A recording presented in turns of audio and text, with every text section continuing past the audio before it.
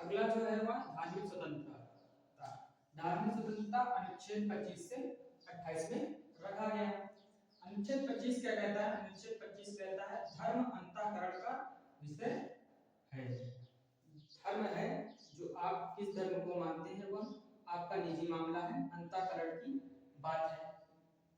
किसी धर्म को मानना या ना मानने का अधिकार है और अपने धर्म का प्रचार प्रसार भी कर सकते हैं। अनुच्छेद 25 के तहत अपने धर्म के आचरण का अधिकार, यानी अपने धर्म में जो जो आचरण है उनको लागू करने का अधिकार इसी के तहत जो सिख कृपाण धारण करते हैं उनको दिया गया है। अनुच्छेद 26 कहता है धार्मिक कार्यों के प्रबंधन की स्वतंत्रता, यानी आप अपने धर्म की जो प्रबंधन कार्य है तो उसके करने के लिए स्वतंत्र है। जो नवरात्रि हो गए या जागरण हो गया, अलग अलग धर्मों के अलग अलग त्योहार हैं, उनको उनके प्रबंधन उनके प्रचार प्रसार की स्वतंत्रता है। अनुच्छेद 27 क्या कहता है कि कर न देने के संबंध में स्वतंत्रता। कर यानी टैक्स न देने के संबंध में इसमें स्वतंत्रता दी गई है। यदि राज्य कोई ऐसा कर आरोपित करता है जो एक विशेष धर्म के लिए हो और उससे आने वाले पैसे से एक पर्टिकुलर धर्म के बढ़ावे या उत्थान के लिए कार्य किया जाए, उससे मनाही करता है या उसके संबंध में स्वतंत्रता देता है। यही बात यहाँ की है। ऐसा राज्य ऐसा कोई भी कर आरोपित नहीं करेगा जिससे आने वाले पैसों का प्रयोग एक विशेष धर्म के उत्थान के लिए किया जाए। इसमें दो नोट पॉइंट हैं। नोट पॉइंट पहला नोट पॉइंट है इस अनुच्छेद में कर यानी टैक्स की बात की गई है।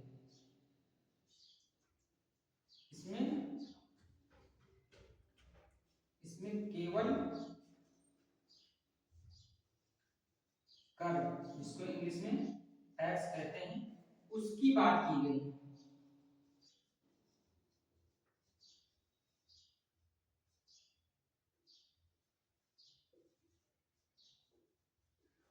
और इसमें शुल्क यानी फीस, इसमें शुल्क की, इसको हम कहते हैं इंग्लिश में फीस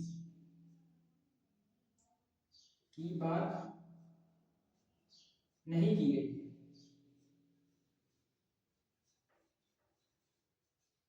टैक्स और शुल्क में एक अंतर है। टैक्स का मतलब है कि ये आपको भरना ही पड़ेगा, है मैंडेटरी हो जाता है, अनिवार्य हो जाता है। जो शुल्क है, शुल्क आपकी इच्छा पर निर्भर करता है कि आप देना चाहते हैं या नहीं।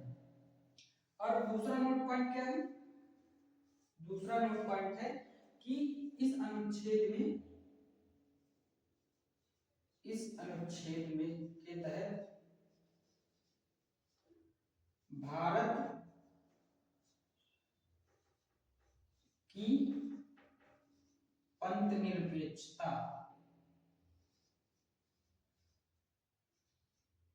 जो निरपेक्षता है की झलक दिखाई देती है।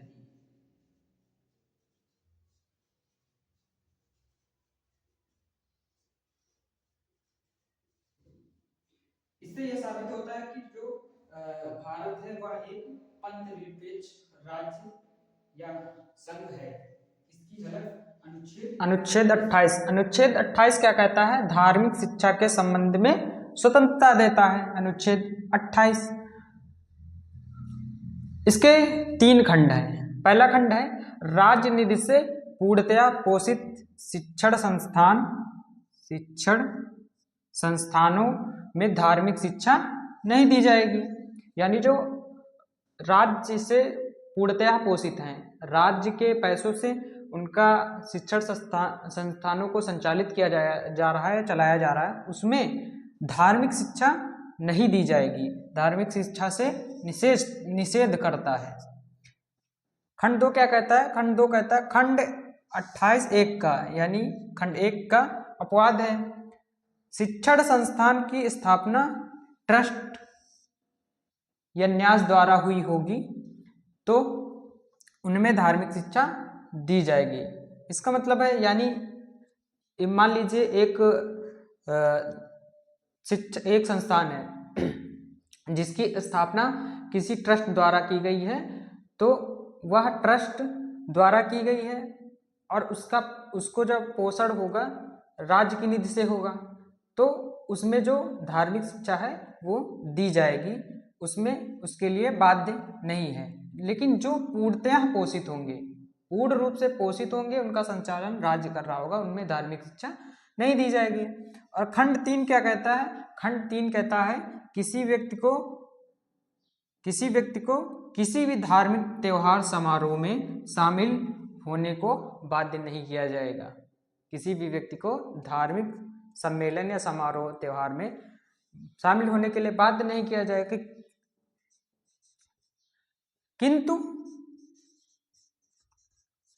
किंतु अगर बच्चा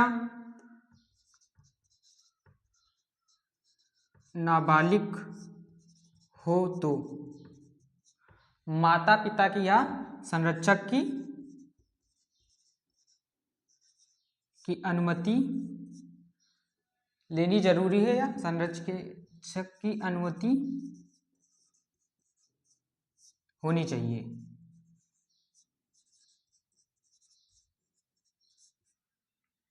तब कोई अगर बच्चा नाबालिग है, वह किसी धार्मिक समारोह में शामिल होना चाहता है, तो उसको जो संरक्षक है उसकी अनुमति होनी चाहिए, तभी वह शामिल हो सकता है।